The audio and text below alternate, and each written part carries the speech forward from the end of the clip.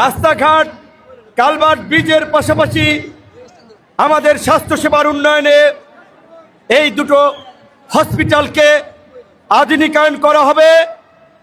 হসপিটালে যেন পরীক্ষা নিরীক্ষার আধুনিক যন্ত্রপাতি থাকে, আমরা সেটি নিশ্চিত করব। আমরা এই গলাচিপা 10 মিনায় রাজনৈতিক ঐক্য এবং সম্প্রীতির একটি নতুন পরিবেশ তৈরি করতে চাই। আমরা সরকারি দল, কাজী এই দেশের জনগণের চাওয়া পাওয়া প্রত্যাশা অনুযায়ী আমাদেরকে কাজ করতে হবে। আপনাদেরকে একটি বিষয় মনে রাখতে হবে, বর্তমান সরকারের প্রধানমন্ত্রী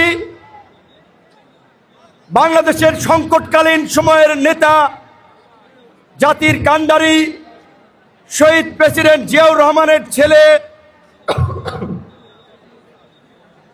সাবেক প্রধানমন্ত্রী বেগম খালেদা জিয়ার ছেলে।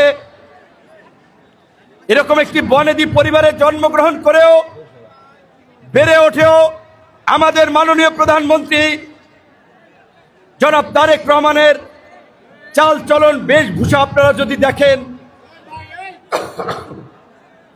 একেবারে একজন সাধারণ মানুষের মতো সাদামাটা জীবনযাপন করছেন। এমনকি তিনি রাষ্ট্রের সর্বোচ্চ গুরুত্বপূর্ণ ব্যক্তি হয়েও সাধারণ মানুষের মতোই প্রটোকলবিহীন সড়কে চলাফেরা করছেন, ট্রাফিক জ্যামে বসে রয়েছেন, সময় অনুযায়ী কিংবা তার আগেই অফিসে যাচ্ছেন, 9টার মধ্যে অফিসে পৌঁছাচ্ছেন। এটি আমরা যারা তার সাথে রাজনীতি করি তাদের জন্য একটি আদর্শিক শিক্ষা। রাজনীতি করতে হলে দেশের মানুষের কল্যাণ চিন্তা করেই কাজ করতে হবে, দেশ এবং দেশের মানুষকে অগ্রাধিকার দিয়েই কাজ করতে হবে। মাননীয় প্রধানমন্ত্রী প্রথম মন্ত্রিসভায় পরিষ্কারভাবে আমাদেরকে বলে দিয়েছেন তিনি কোনো দুর্নীতি, স্বজনপ্রীতি, অনিয়ম বরদাস্ত করবে না। কাজে আমরা যারা তার স্বপ্ন বাস্তবায়নে সারা দেশে কাজ করছি তাদেরকেও সেই একই পথের দিকে ধাবিত হতে হবে, একই আদর্শে অনুপ্রাণিত হয়ে আগামীর কর্মপন্থা পথ চলা ঠিক করতে হবে।